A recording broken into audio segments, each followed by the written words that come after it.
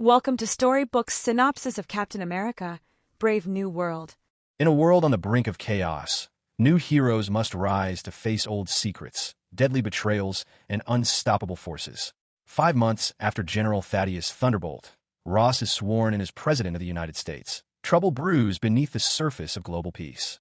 When stolen classified tech resurfaces in the hands of the ruthless mercenary Sidewinder and his elite strike team, the Serpent Society, President Ross deploys Captain America, Sam Wilson, and the new Falcon, Joaquin Torres, on a high-stakes mission to Oaxaca, Mexico. The duo recover the stolen items, but Sidewinder vanishes into the shadows.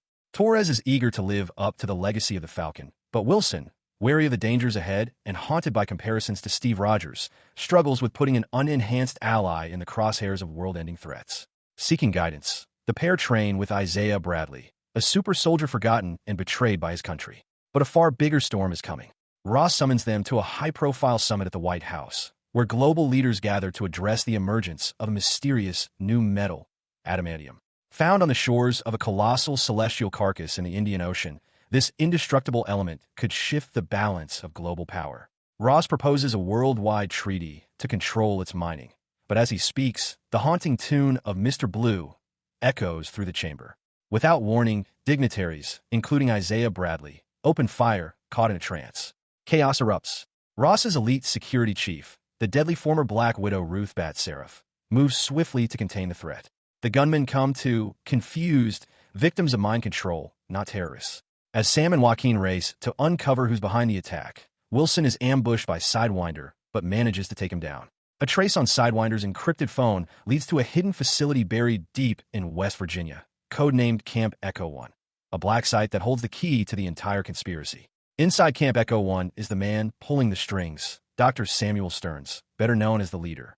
Once exposed to Bruce Banner's gamma-infused blood, Stearns became a super-intelligent threat. Betrayed by Ross years ago and imprisoned in secret, Stearns has been biding his time. He manipulated events, weaponized mind control tech through the Mr. Blue frequency, and set in motion a plan to burn Ross's legacy to the ground.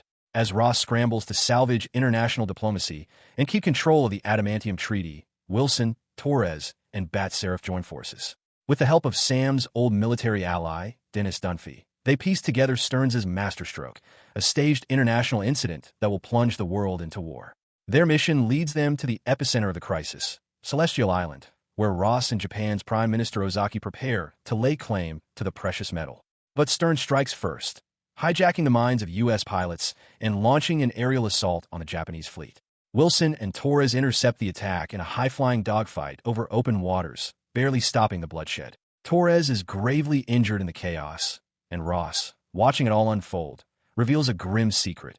He's dying of heart failure and has been taking pills crafted by Stearns himself, pills that secretly dose him with gamma radiation.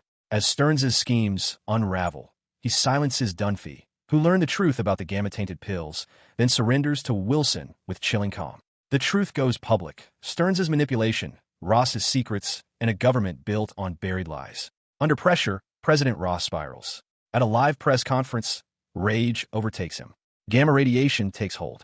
He transforms, not just in name, but in form, into the monstrous Crimson Juggernaut, Red Hulk. In a rampage of fury, he demolishes part of the White House.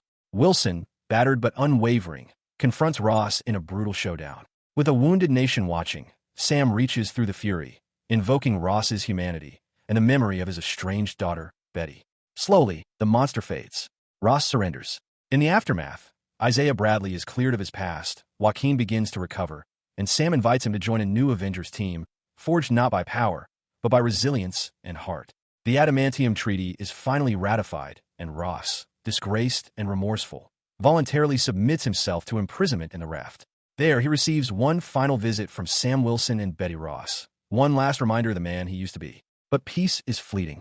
In a post-credits stinger, deep inside his cell, Stearns warns Captain America with a chilling promise. This was just the beginning. They're coming from beyond our world.